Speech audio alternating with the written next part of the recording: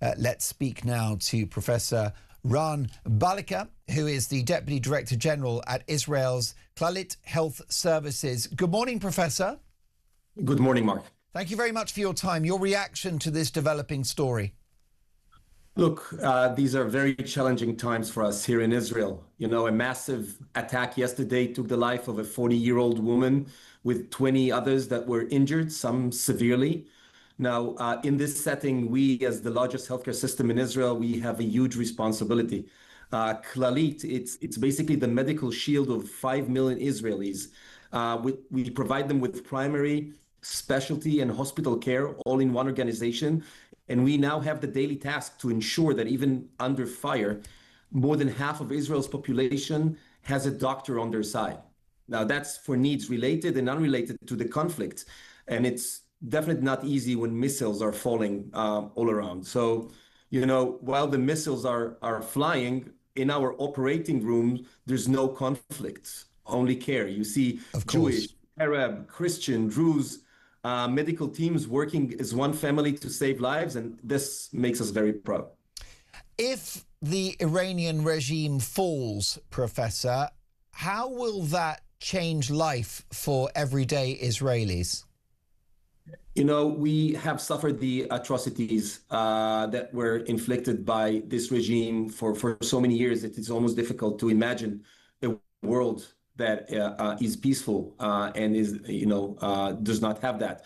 On the medical side, our community have served, you know, so many uncountable events of mass bombings that were encouraged by this regime, missiles bombardments directly performed by them and their proxies.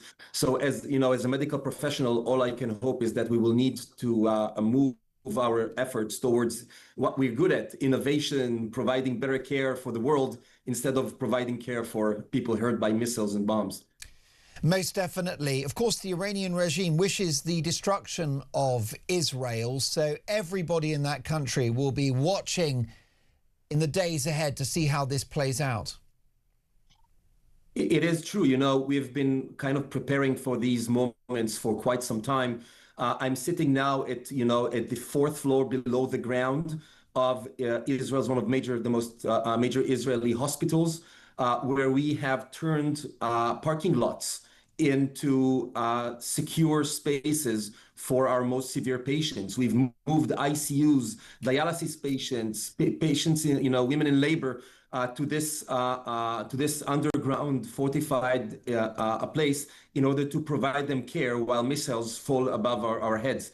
So, you know, we are now able to care for all of these people despite this. We've taken 1,000 of our clinics all around the country and fortified them. And now, you know, Sunday morning, they've all opened and provide care as usual for the entire population, despite the fact that missiles continue falling. This is the type of resilience that needs to be built for a country to be able to withstand such continuous aggression for the time that we expect it to take. Worth remembering, isn't it, Professor, that the Iranian regime supported Hamas and the October the 7th attacks, which were the single biggest attack on Jewish people since the Holocaust? That is absolutely true. And, you know, we're still mourning as a nation on the events of those days and those weeks. Basically, if you take a look at some of the mental health surveys that we've been performing, those suggest that until this day, and even before this recent conflict has just started, 1 of 5 adults in Israel has a functioning issue, a severe dysfunction on daily lives because of mental health issues. You know, the effect that such of magnitude that has not been withstood by any other country in modern ages. It is something that takes a lot of resilience and a lot of effort to overcome and to come back to care as usual, which I think by now we are slowly getting to achieve.